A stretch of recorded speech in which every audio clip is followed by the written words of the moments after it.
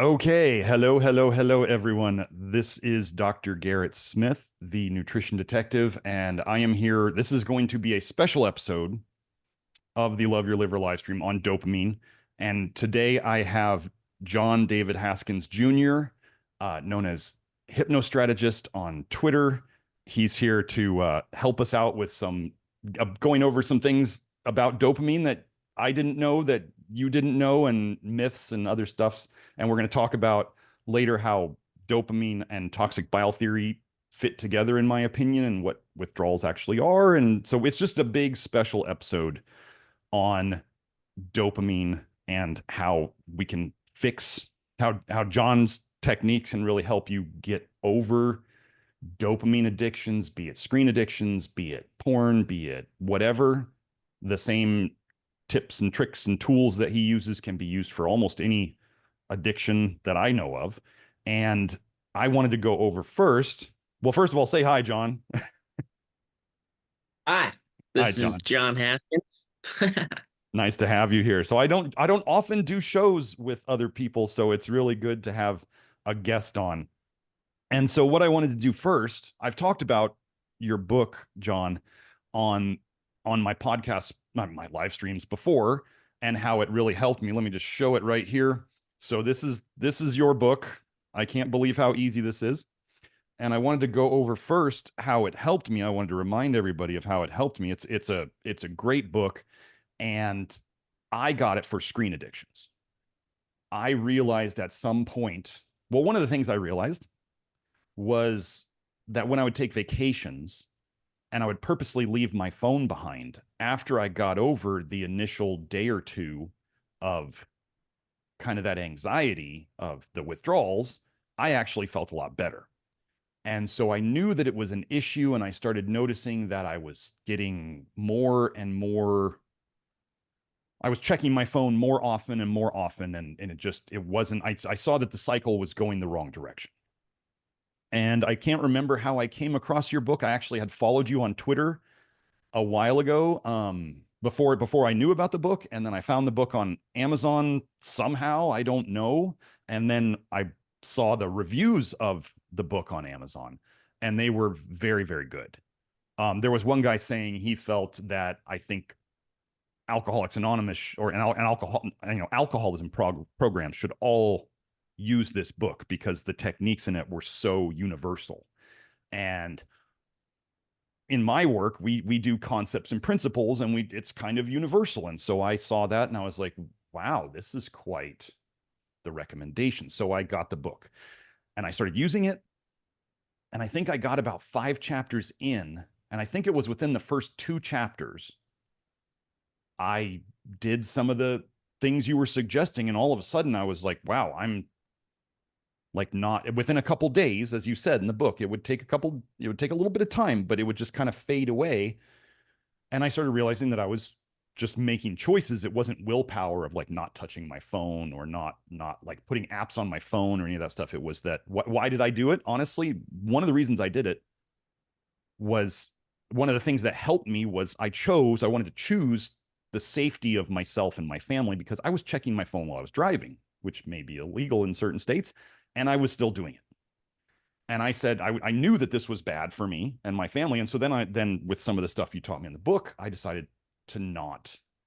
It was easy to make that choice because that was more important to me than checking my phone constantly at every stoplight and all that stuff. So anybody here, I've always said I'm a normal person. Like, I am not some steel discipline, like never make a mistake, never do anything wrong. Like, I got here because I've had bad habits in the past and I saw how they affected me. So anyway, with John's book, I worked on that stuff, and I started to realize that there was more I could work. Well, actually, let me finish up this first part. Okay, so when a couple of days into really quitting the screen addiction, I started to get very, very irritable and moody. And it was really affecting my relationships, particularly my relationship with my girlfriend. I was being like the withdrawal kind of jerk, a hole, like not nice, just irritable and all that stuff. So I actually got in touch with John. I think I contacted Josh Lysek because I had a little trouble. I didn't remember how to find him or whatever. So I got in touch with Josh Lysek on Twitter, and he told me John's website and on his Twitter. And I was like, oh, I already followed him. So I sent him a DM, and John was kind enough to give me a little advice when I said, dude, is there like withdrawals? When you do this, when you do your work, is there withdrawals? And he was like, oh yeah, he kind of mentions it in the book. And I was having a rough time of it. I had one night. Let me tell you, before I go into this dopamine withdrawal syndrome, I have a paper on it. Dopamine agonist withdrawal syndrome. So it was things that stimulate dopamine or things that activate dopamine receptors. There's a dopamine agonist withdrawal symptoms, and I usually see it in Parkinson's people. One night I woke up in the middle of this withdrawal. So I'm just going to tell you, like, John will say this. He already told me this. He said, you had it rougher than like most people ever do. And that tends to happen to me. This is how I learn things. I don't know. This is my blessing and my curse at the same time. So I woke up in the middle of the night one night, and I had to go. I knew I was, when you wake up and you go, oh, this is not good down there. And I went to bed, and I was just feeling weird in my stomach. And I couldn't figure it out. And I was going, am I nauseous? Am I going to throw up? Whatever. And I go into the bathroom, and you'll see in the paper, I threw up and I had loose bowels at the same time. And I was going, what in the world is happening to me? Like, I didn't know the dopamine agonist withdrawal syndrome at the time. And I told John about this. And I'm okay with admitting this, because this stuff, well, you all are going to get to learn from my experiences, which is why I don't mind sharing these with you. And I'm not afraid of hiding behind some like perfect Instagram persona like so many of the influencers out there are. So anyway, let me go into that dopamine agonist withdrawal syndrome. That's the only paper I'm going to go over in this first part here. There it is. So let me get back over. Okay, so as this is like how I normally do it on my live stream, dopamine agonist withdrawal syndrome, implications for patient care. And here's that link if you want to go find it. You can always just look up the title of these. So does this happen to everybody? As John said, no, it doesn't. A subset of patients, so only a small group of patients who taper a dopamine agonist. So they're even tapering. Like I tapered over a couple of days, if you want to call it that, but that's not much of a taper. However, develop dopamine agonist withdrawal syndrome, which has been defined as a severe stereotyped cluster of physical and psychological symptoms that correlate with dopamine agonist withdrawal in a dose-dependent manner. So what this means, some people, actually, I talked to somebody who said that really, really intelligent people, they can have trouble getting enough dopamine. And so this is why a lot of, as Noah Ravoy, who we both know, told me once, he said, if really, really smart people get bored, they will become self-destructive. And I've noticed that about myself at times. When I get bored with what I'm doing, bad habits pop up. And we're getting better about that, much better. But anyway, this was a bad habit. The screens were a bad habit because of boredom. Anyway, a dose-dependent manner. So I tended to like lots of dopamine. So I was probably hooked on a bunch with that screen stuff. So anyway, it's refractory to levodopa and other dopaminergic medications. So if they try to put more dopamine in the system, it doesn't really pump it up that much. Anyway, let me go through the symptoms that I had. The symptoms of dopamine agonist withdrawal syndrome include anxiety. Well, I was kind of having anxiety and depression, which are two sides of the same coin. Anxiety and panic attacks. I wasn't having panic attacks. Dysphoria. Here, let me just show you. I want to show you the definition of dysphoria. An emotional state characterized by anxiety, depression, or unease. A state of feeling unwell or unhappy. Malaise. I absolutely had that. I was like sort of emotionally numb at that time, and I was not very nice at the same time. So there's that. So I did have that. I had kind of a bit of the anxiety, dysphoria, depression, yes. Agitation, that was me being irritable. Irritability, there it is. Did not have any suicidal ideation. Sort of fatigued. Didn't notice any orthostatic hypotension, low blood pressure upon standing. Nausea and vomiting. I had that in the middle of the night, along with the loose bowels.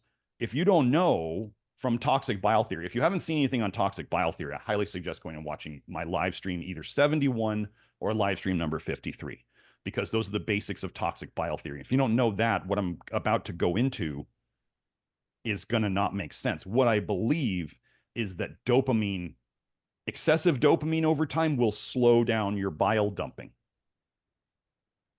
And then when you take off the brakes, and all of a sudden you don't have all the dopamine coming in, you start dumping bile. What causes loose bowels? Too much bile in your intestines. What causes nausea and vomiting? Too much bile in your gut, in your stomach. I had too much bile. I know I dump a lot of bile. This is just something I know from symptoms and all that stuff. So all of a sudden I pulled those brakes off by breaking this bad habit and my dopamine addiction to it. And all of a sudden the bile floodgates just opened. And that's where I didn't know what was going on. And that's why I had all these symptoms. So anyway, diaphoresis is sweating, generalized pain, didn't really have that. And drug cravings, that didn't really come up for me. No, because we worked on the root cause. John and I worked on the root cause, which was some of the internal anxiety and boredom symptoms. That sense, as they say here, as John said, doesn't happen to everybody. The severity and prognosis of dopamine agonist withdrawal syndrome is highly variable. So John says, I was abnormal. I was abnormally intense in these reactions. So let me take this off now. So anyway, that was my intense reaction. Like, would I want to have the addiction again to shut that down? No, I feel much better now. And I catch myself on it. Like I said, John's technique can be used for almost any addiction that you might have. So anyway, I wanted to go over that, and I'm going to go over the connections between dopamine and toxic bile theory after John goes through what John's going to go through now. John's going to, go over some basics about what he does, and he's going to go over some myths and truths about dopamine as he knows them and he works with them. I do want to let you guys know I did personally work with John.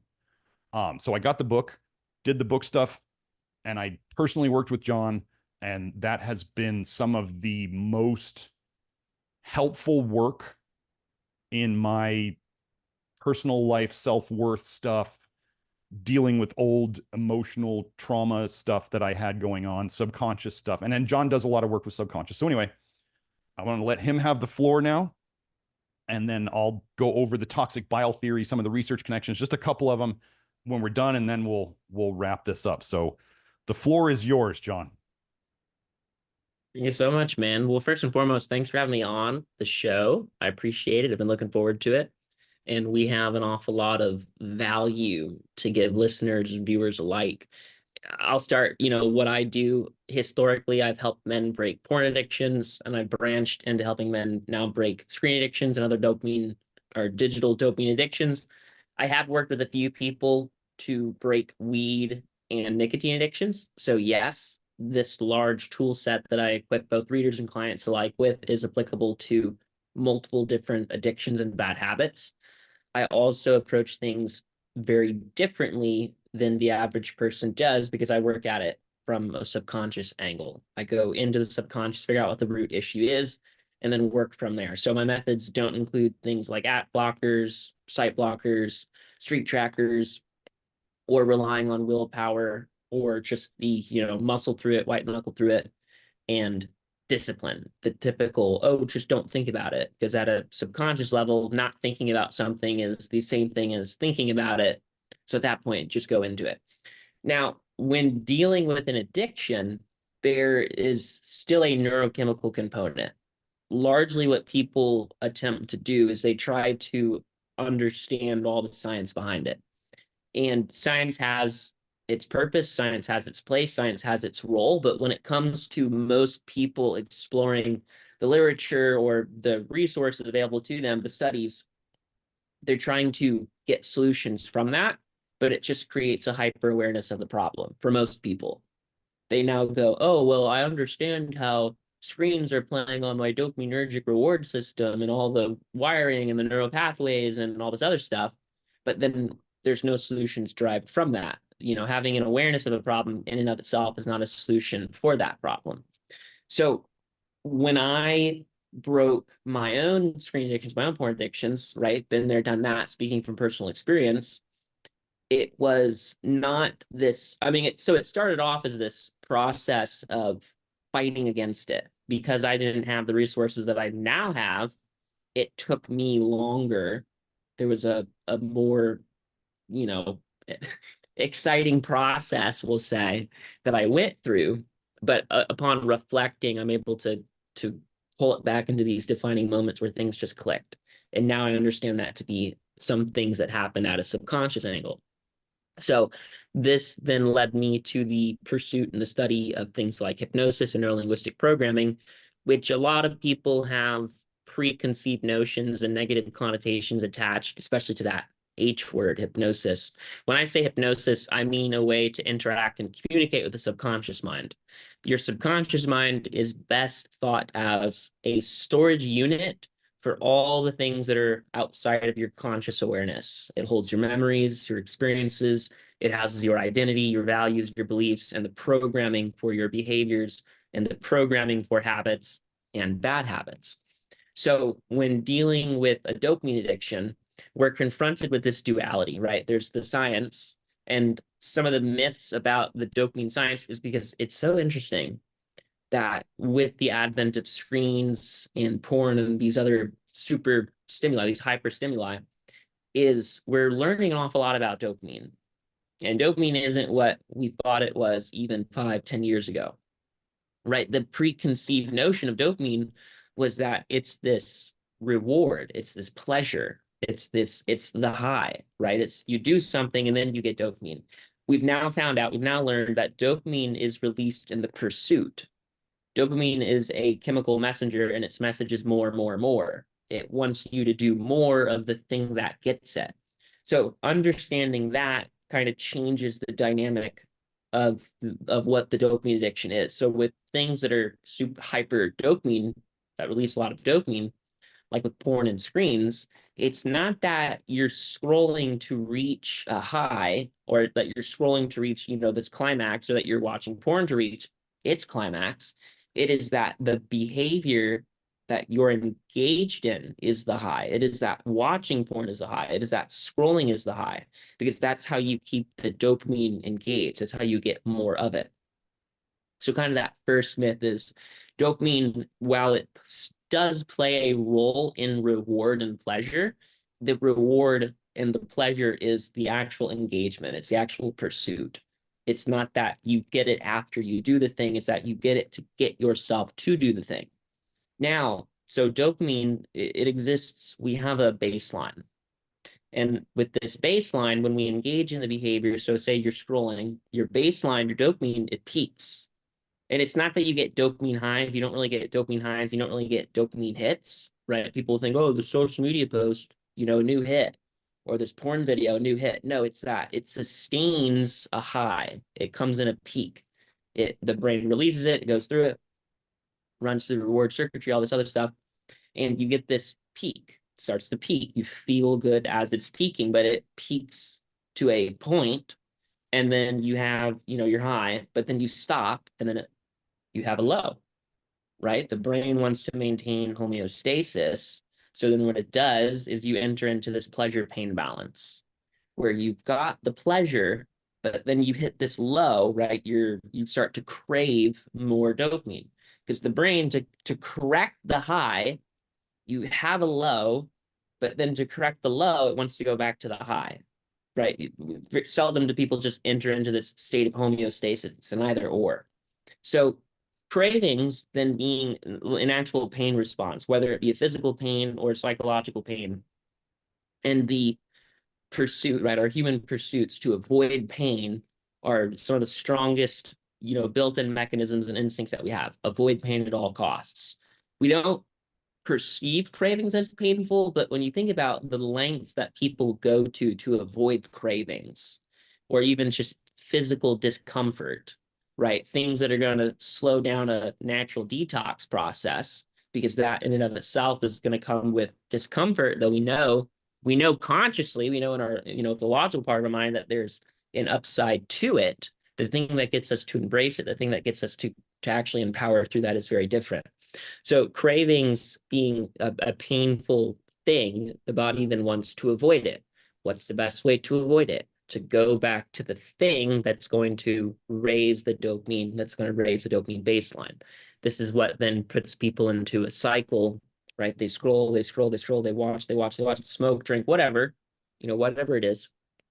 And then you get off of it, and then bam, right back in the low. And then the brain, the body, because we're fearfully and wonderfully made, some would say, we develop a tolerance. So then you need more, more, more. All this dopamine, it's got to go somewhere. It's got to do something. But then what happens is as that tolerance increases, so does your ability to function at that level. It's not really that the baseline changes, it's that your ability to function on what you have changes. So you now become accustomed, that high becomes your new normal. So the next time you crash, the next time you reach a low, it must be equally and oppositely painful to then get you to homeostasis. What's so interesting about this is that your new normal, it's not that it feels much better. It's very dull until you start scrolling to make you feel better. But the low, because it's now more painful, you're actually going to perceive more pain from that. So the dopamine side, what then the science leads people to is, okay, naturally I should try to either wean off or I should try to increase my dopamine production from other ways. So then we get into this topic of bad dopamine or good dopamine, which is not the right way to look at it. Because to the brain and the body, dopamine is dopamine. There's no such thing as good dopamine. There's no such thing as bad dopamine. This is then when we can get into a discussion of sources, right? We can say that scrolling for the average person spends 7 hours per day on their phone. They're probably having, upwards of an hour, 2 hour long binges. We can say that a 2 hour long screen binge is a bad source of dopamine. But then we can look at it and we can observe that, human connection, spending time with family and friends, going for a walk, eating healthy foods, that's a good source of dopamine. The source is what's going to determine your positive reaction or response to it, right? It's not that the good source warrants good dopamine. It's just you're going to get dopamine in a more healthy way, as opposed to a way that perpetuates your detriment or in a way that perpetuates your sickness. So either way, you still have to return to your healthy baseline, and your baseline is going to be different than everybody else's, right? We have genetically determined preset baselines. My baseline is different than Garrett's baseline, so on and so forth. So we don't want to compare each other's baselines. Oh, my baseline's better than yours. No, that's not how this works. But we do want to achieve a healthy baseline. So what people do is they try to, use all these sciencey things to their advantage, but really they're not, because it just turns into willpower. It just turns into, okay, I won't think about it, or I won't do it. But once you're encountered with the pain of craving, the discomfort of craving, you're going to be driven by pain to then go back to the thing, because you don't just want to go through it. So when working with the subconscious mind, because the subconscious is your gateway of perception itself, before you experience your conscious sight, your conscious hearing, and your conscious feeling of sensation, it goes through the subconscious mind. That's that gateway. It's the gateway of perception. And at a subconscious level, your fantasies are indistinguishable from reality. We have a conscious mind, so we can objectively engage with logic and truth and present reality. But at first, everything gets filtered through the subconscious mind. So naturally, the conclusion is that working with the subconscious mind is very important. So when I work with clients or with readers of my book, it's not that we are employing new willpower-based techniques. What can we do so that you stay away from it longer? Rather, we're reframing things and we're working through things so that the need for that heightened dopamine high is no longer necessary. It's no longer warranted, because it's doing something for you. And in our case here, we're exploring how dopamine is too much of it, rather, right? It's too much of dopamine that's the problem. Dopamine itself isn't the problem. If we had an absence of dopamine, we'd run into lots of other problems. We want a healthy baseline. We want to achieve our healthy baseline. so that we can function as we're supposed to function, so we can function healthily, so we can function normally. But to get there, we employ these subconscious strategies because it's going to help reframe off of avoiding pain and to pursuing the thing that is good and the thing that is healthy for us, right? So one of the reframes that I present in my book is that cravings are good for you because they're a signal, they're a sign that your brain is healing and that your body is healing. So what you do is when you experience a craving, instead of, oh, I have to get rid of this craving, it's so terrible, you just remind yourself, speaking out loud, talking to your subconscious mind, this craving means I'm healing. This craving means my body is going back to normal. And that's very important because that's what you want. And you want your want to be in alignment with your real world experience. Otherwise, you're going to find yourself scrolling. You're going to find yourself binging. You're going to find yourself doing things you don't want to do. And that's just kind of the top of the subconscious work, because then you can dive into working through the actual emotional pains that are perpetuating problematic behaviors. Most of us have endured trauma, shame, anxiety, insecurities, embarrassment to some extent or another. And I'm not talking about like, think of the worst or the person who has the worst backstory you've ever heard and doubled it. I'm not talking about that necessarily, but it's just the things that we have experienced in the past that hurt us in some way, shape, or form. It doesn't matter the severity, it hurt us.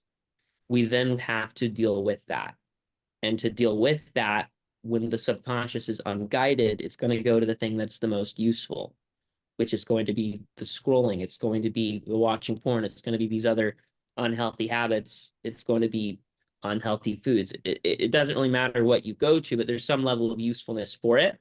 And then working with the subconscious mind, you're both healing the root of the issue so that the need for that thing is no longer there, but then you're also reframing and reprogramming your brain to want the healthy thing as opposed to the unhealthy thing. So it's kind of just scratching the surface there.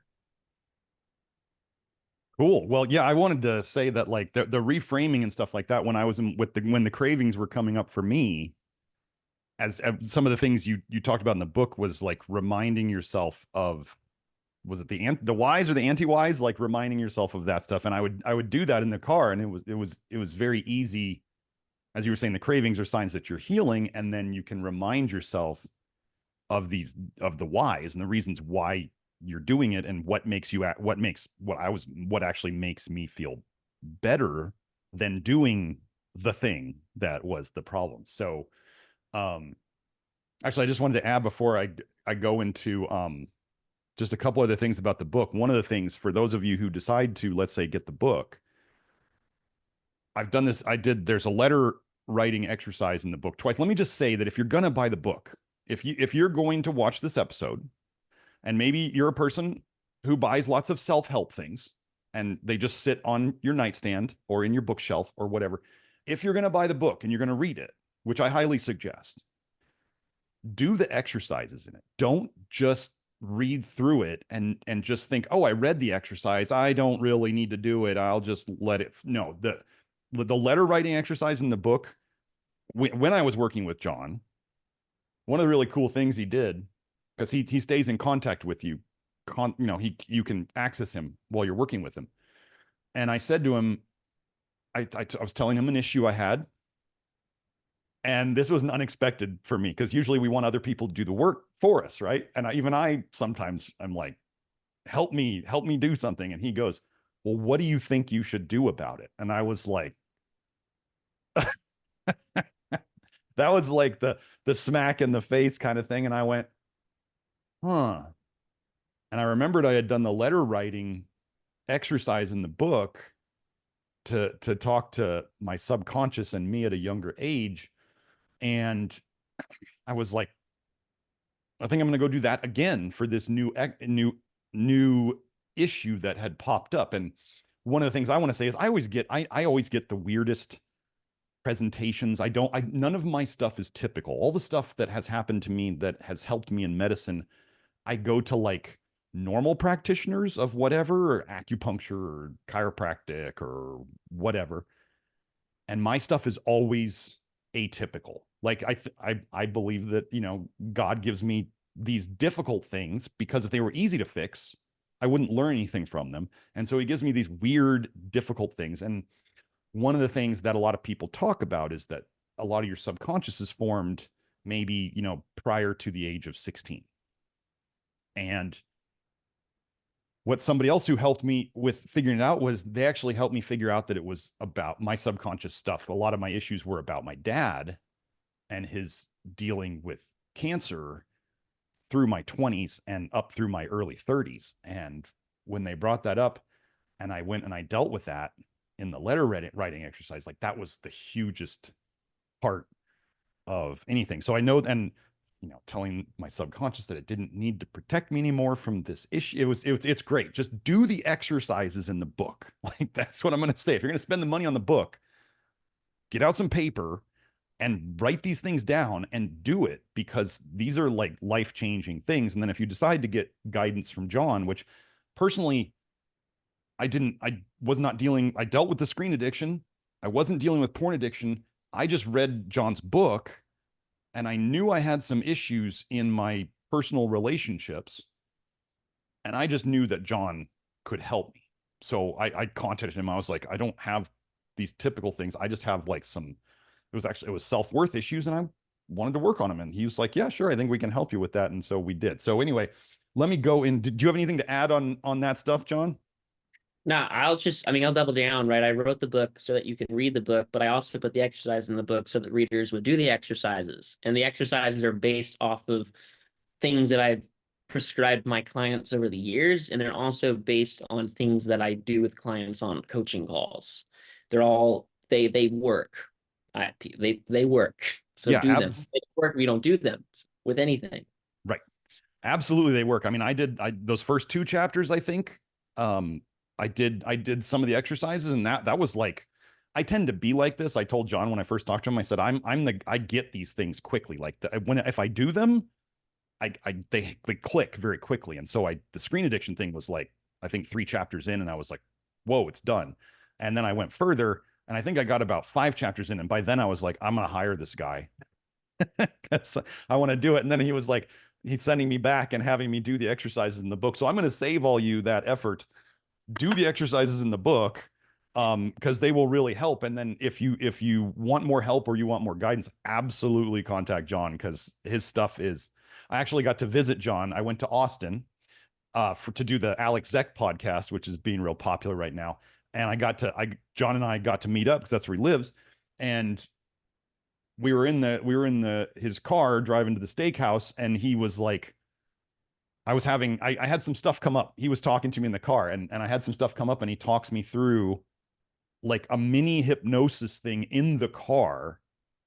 And it really helped me out. And I was like, I said when I was done, I said, you are really good at your job, because that was crazy. That was like awake hypnosis. I was still, you know, he's driving and I'm just in the passenger seat going, that was crazy. And he taught me a tool that I then used later to help myself. So anyway, I just wanted to say, if you want to contact John about working with him on this stuff, you know, do that. But if you're going to buy the book, do the exercise. That's all I want to say about that. So let me get into some of the stuff about dopamine and toxic bile theory and other stuff like that. So first, like I said, if you don't know anything about toxic bile theory, some of this stuff isn't going to make sense. So you may want to pause this and go watch 71 or 53. But what I believe, so first thing I want to go over is the duration paradox idea, which is certain things can, like caffeine. Let me just go over caffeine real quick. This is the most obvious duration paradox effect I know of, which is the first time you drink caffeine, you get a big, you know, stimulant effect out of it, right? But almost everybody knows that when you watch somebody who drinks coffee over the years and they start drinking more and more, which is tolerance, right? As John was saying, the dopamine thing goes up over time, like your tolerance, your level goes up. That happens with stimulants, right? That's the definition of a drug-like effect, is tolerance, building tolerance over time, and then withdrawal when you take it out. So everybody knows that people who do too much caffeine over time, their sleep goes to crap and their energy goes to crap. So something that helped you with energy at the start then makes it so you have less energy over time. Same thing with, like, I often bring up erectile dysfunction drugs. They're well known to help at the start. They often they work. That's why they use them. But over time, they stop working, and then you have to go to a stronger one, and then eventually you have to go to injecting yourself with stronger ones. And then eventually those stop working, and then you're left with like things like implants and other things like that. So young men, if you're watching this and you're using those, know that the end is not good. I knew another doctor who worked in the ED field, and he was like, we got young guys coming in and they've lost function. Like, they don't function anymore because they were taking these meds when they didn't need to, because they just wanted to be like King Kong kind of thing. And then they caused themselves problems because they were just overdosing. So anyway, what I'm getting at is certain things that cause an effect short term can cause a problem long term. They may give a benefit. This is what toxins do, right? Benefit short term, problems long term. Okay. So people feel, I think what happened, I think neurotransmitter science, as John was saying, they've made huge strides in dopamine research. I still think neurotransmitter science is like mostly not that useful, because as John was saying, people know all this stuff about it, and then you go, well, what do you do? Like how do I avoid this dopamine withdrawal drop off? Nobody knows how to tell me how to do that. They even just said in that paper that even giving dopamine, levodopa, during it didn't make it go away. So then I start going, well, how much do they actually know about this? So let's get into what I'm going to show here. Because I don't think that neurotransmitter science is that great, I'm just going to show you, for those of you who understand toxic bile theory, how much bile is connected to dopamine. So I'm just going to show you. I'm not going to spend a lot of time on all these studies because most of them are very short-term studies. Well, if you see something short-term in animals, what you can probably bet on is that long-term it's the opposite. This is what we call the duration paradox effect. And it shows up in meds. Like every medication you see, pharmaceutical medication, you'll see that like the thing it treats, like if you have a blood pressure med, high blood pressure med, you'll look in the side effects, and a side effect of that med is the very thing it's supposed to help with. So if you've taken a med for a long time and all of a sudden you end up getting the problem back, that's the duration paradox effect, or tolerance. So let's head into these. I'm not, like I said, I'm not going to spend a lot of time on these, but I wanted to go through the connections so you guys know what may be connecting these things. So here's this paper. We're talking about cocaine here. Bile acids modulate. This means control. Reinstatement of cocaine-conditioned place preference and accumbal dopamine dynamics without compromising appetitive learning. Anyway, all I'm doing with these, again, I'm connecting something that obviously is a drug, dopamine kind of thing, a stimulant, with bile. Bile acids control this addiction preference. Okay, so there's that one. Bile acids gate, or let things in or out. Dopamine transporter mediated currents. So let's just say one of the ideas that I'm going to go over here is that, so like I was saying, okay, so I had a big dopamine problem, and I can tell you now I know that my lovely girlfriend who went through this dopamine withdrawal for me, and I'm like DMing John going, I'm going to like lose my relationship here because I'm so like irritable right now. And he's like, you'll be all right. It's a little rough and not everybody has it like you. And I'm like, all I needed to do was I DM'd him and I was like, does this happen? Like, is this legit? I heard you mention in the book, and he goes, oh yeah, it happens. And I just went, okay, it's not me. It's something, it's inside of me, but it's also outside of me. So what I think happens with withdrawals and dopamine withdrawals, if you will, is that, like I said, dopamine, as I'll go over in this paper here, I'll just show you this right here. Dopamine degrades or is detoxed into dopaldehyde. That's what DOPAL means. And other catecholamines, epinephrine, norepinephrine, which are adrenaline and noradrenaline, and dopamine and serotonin, they break down, they detox into aldehydes. Aldehydes are not good for us at all. Aldehydes are detoxed through aldehyde dehydrogenase. Oh, wait, they mentioned that right here. What is the new theory of Parkinson's, the newer theory of Parkinson's, which is rising in prevalence, right? And we have all these people addicted to dopamine, whether it's women with social media, whether it's guys with porn, whether it's everybody with screen addictions, whether it's alcohol, tobacco, caffeine, whatever it is. I've shown over and over how many things slow this down.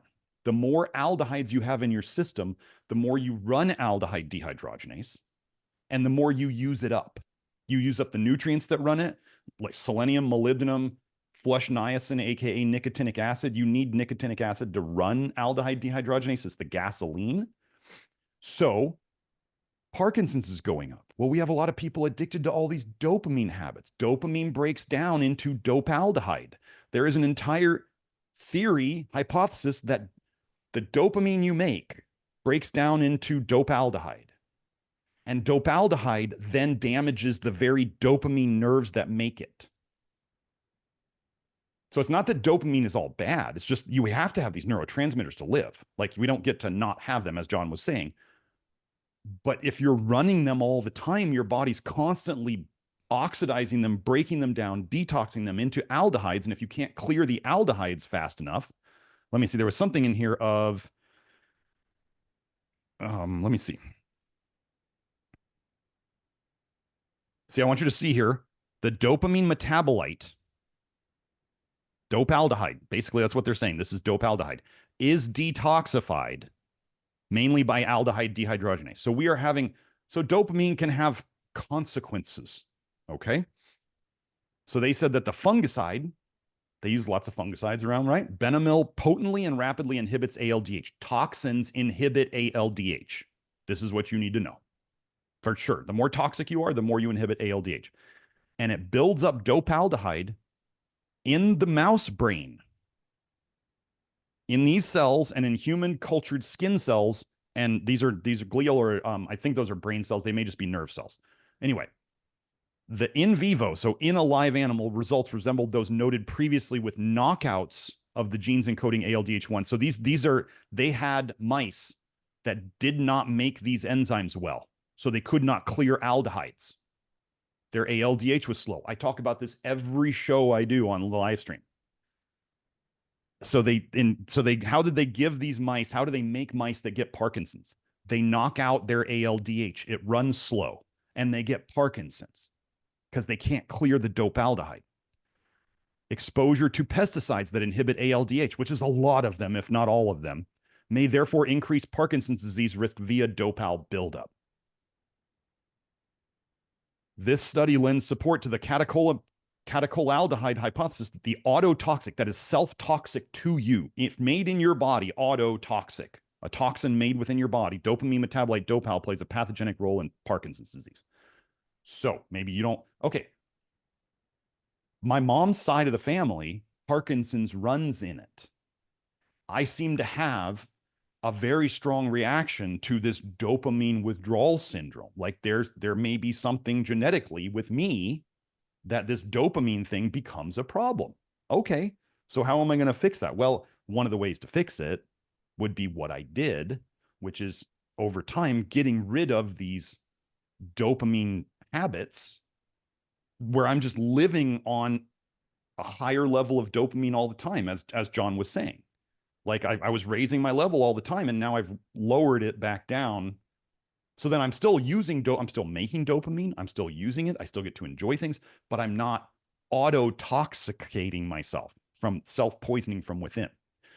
And then I also think for those of you who are really into toxic bile theory, dumping dopamine, okay, well, why would we feel bad?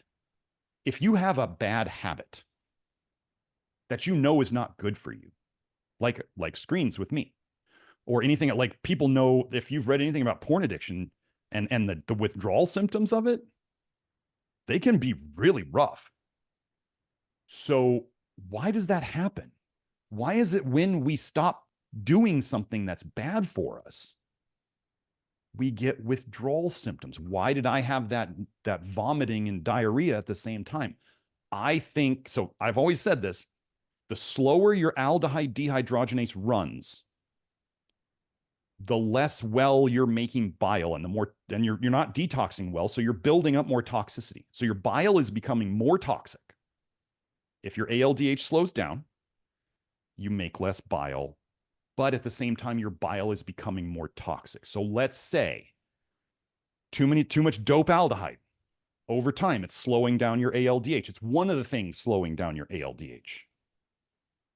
I then stop my bad habit, which was feeding all the dopamine in there, keeping the dopaldehyde production high, which is then using up my ALDH, which the more toxic you are, the more you slow down your ALDH. It's just the nature of it, all of it. Toxin, as you just saw, pesticides slow down ALDH, aldehydes slow down ALDH, citraldehyde and citrus is well known to slow down ALDH. So you slow down your aldehyde dehydrogenase, you're not making bile, but then all of a sudden you take that away. And over the next couple days, as I did that, all of a sudden the bile dumping, it's just huge.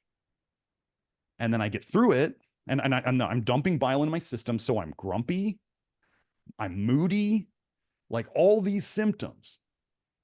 And then it passes because my system recalibrates to the new dopamine level. So it's the only thing I know of that can explain withdrawals like this. Why would somebody feel so bad from quitting something that they know is bad for them? It's just, you're just quitting something. Why would that happen? Well, this is the only explanation I know of. Toxic bile theory has explanations for a lot of things that nobody has explanations for. So anyway, so let's just run through the rest of these real quick. Okay, so when we talk about toxic bile theory, we talk about leaking toxic bile into your system. So your liver makes bile. It's the most toxic fluid in your body by definition.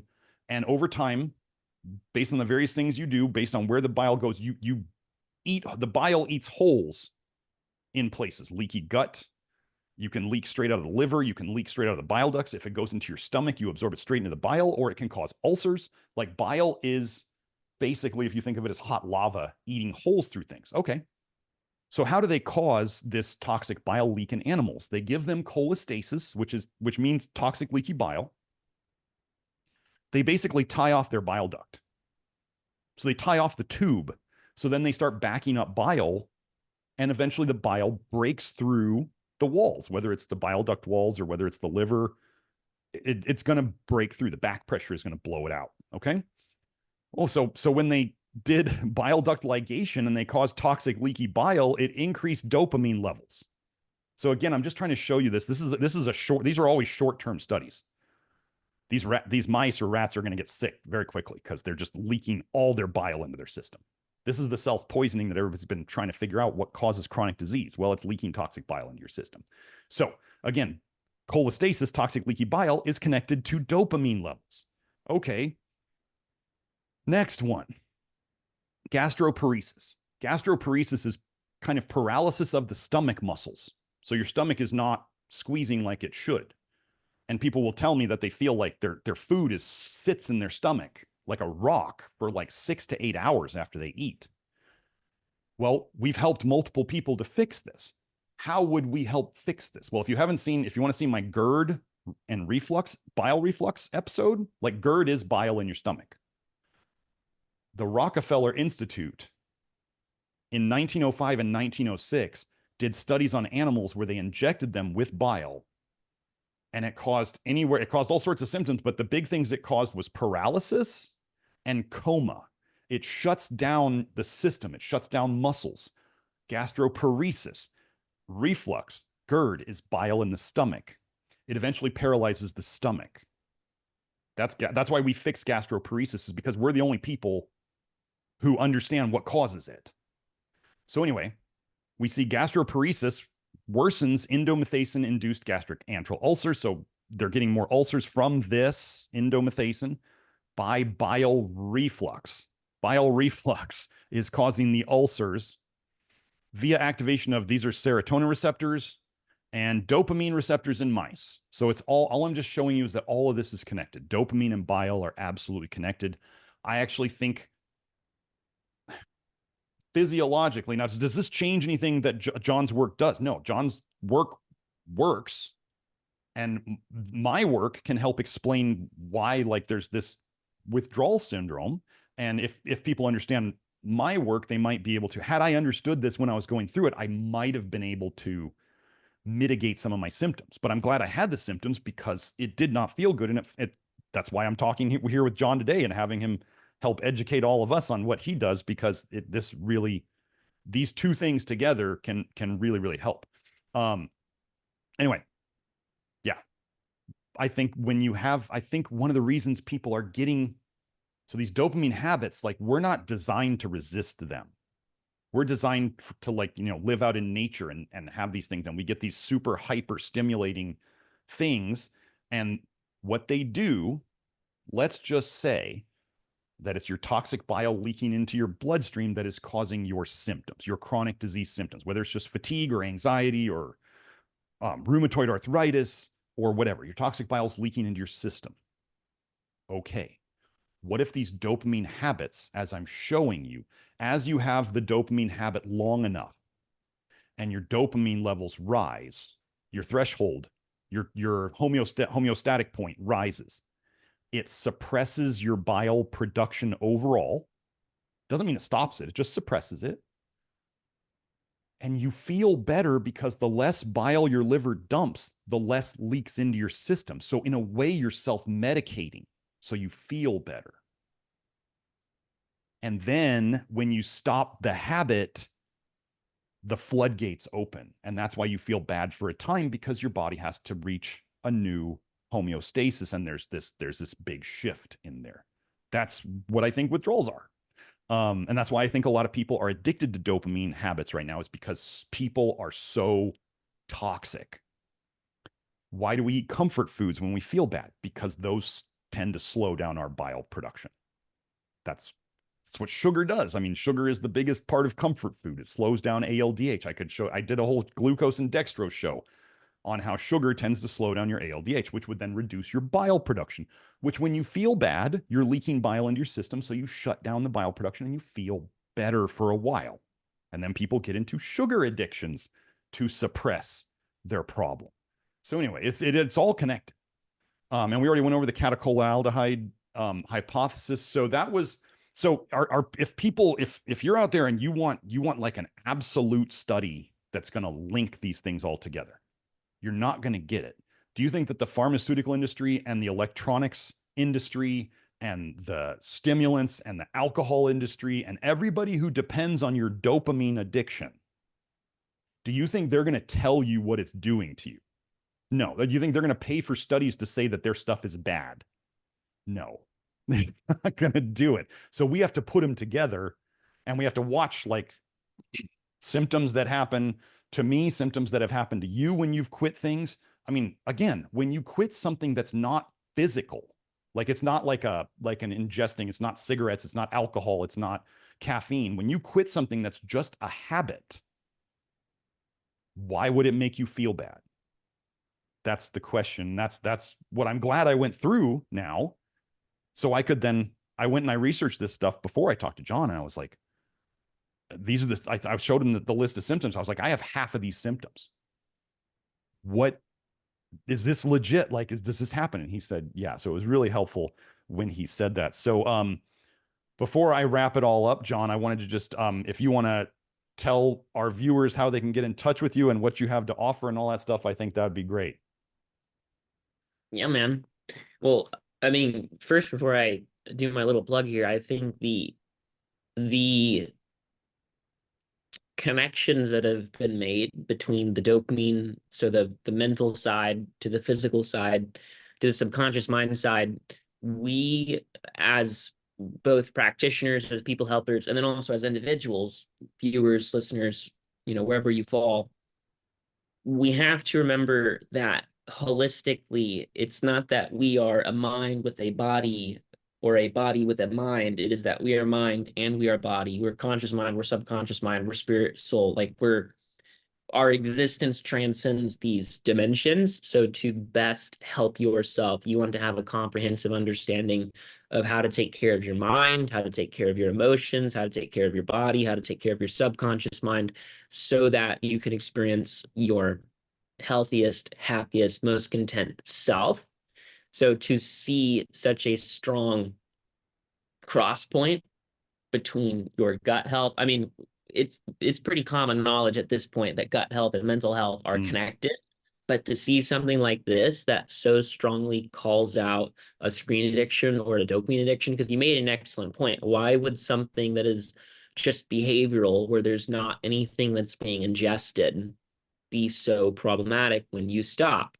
So to be able to have an actual, an explanation to point toward, and then what that does is it opens up, okay, when we talked about an awareness of a problem is not a solution to that problem, but what awareness of a problem does do, if you broaden your awareness of it, you can then broaden the solutions that you're going to pursue to fix them. So when people find that they've gotten what they can get out of all their past attempts at breaking bad habits or fixing their health, they're then going to pursue people like us. So should you, viewer, listener, find yourself in a position where you'd like to reach out to me to explore the subconscious mind component, the emotional component, and really make enduring these things easier, right? One of the ways that I do that is I help people reframe. Okay, let's stop avoiding pain and let's embrace what is to come. Let's embrace the good things that come through it, because that's the only way that you're going to get through withdrawals. You don't get through withdrawals because you're avoiding pain. You get through withdrawals because to really sustainably get through withdrawals, you get through them because okay, on the other side of this, there's something better for me, and that's what I want. That requires reprogramming of the brain.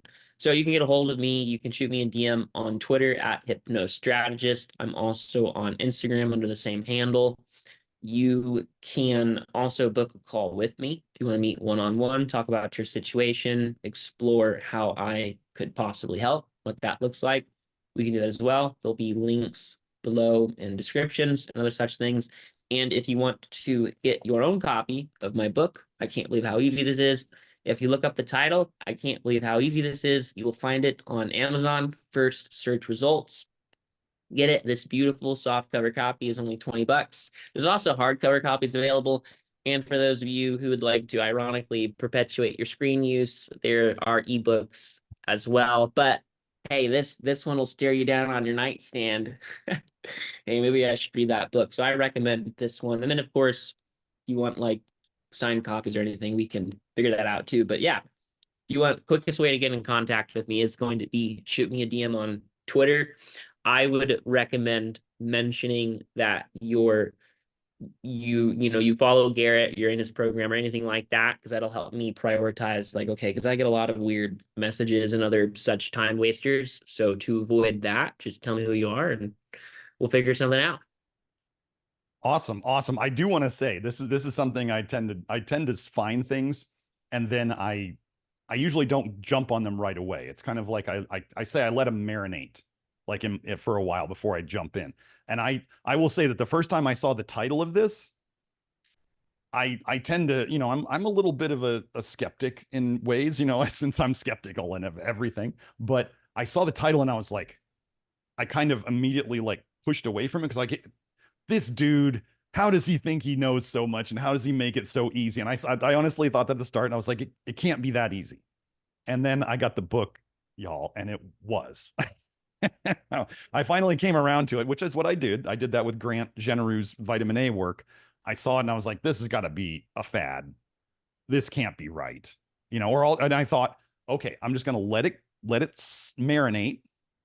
And if I hear about it again, then maybe it has some staying power. And I heard about it again and I was like, okay, I had kind of already made myself a deal that I was going to go check it out if it came up again. And it was kind of like your book came up. I don't know how it came up again, but it came up again. And I was like, okay, now I got my sign and I did it. And I'm so glad I did. I'm so glad we're here doing this show. For those of you, yeah, just get in contact with John if you want help with this stuff. We do see, for those of you who are doing the Love Your Liver program or doing kind of the low vitamin A stuff on your own, we do see that people find it much, much easier to get off of especially chemical addiction type stuff, whether it's caffeine or nicotine or alcohol or whatever, after as they're doing the program and they're detoxing. So again, what we're fixing is the toxic leaky bile. And over time, people find it easier to quit their addictions because, like I told you, if they're leaking bile into their system, it's less toxic. And over time, they leak less. And if that's connected to dopamine at all, it would make sense that it would be easier to quit. So if you combine both of these things, what I can tell you is if you're addressing like the physical, the chemical part of it, which is what we do, that will make it easier.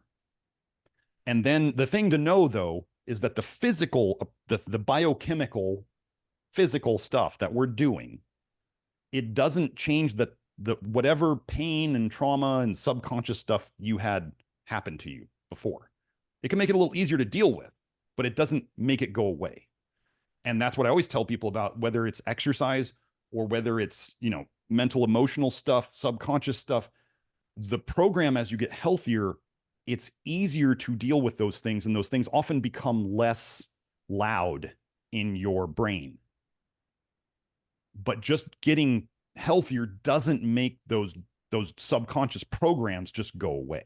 It can make them easier to deal with, but it doesn't make them go away. So I just want to thank John for his work. We'll have his links down in the info below. I'll probably put this video up in the Love Your Liver program once we air it. And my links are all down there if you want to get in touch with me about this stuff if you don't already work with me. But yeah, John is a great guy. So glad I found his work, the book, and working with him personally. And I just want to say thanks for listening. Yes, dopamine is probably connected to some of the stuff you got going on. And now we got two different ways of dealing with the physical and the mental, emotional part of it. So thank you for joining us, John. Yeah, thank you so much for having me on, man. I'm glad that we found each other as well. Okay, cool. Well, great. So we'll see you all next week for the next live stream, and have a great week. Bye now.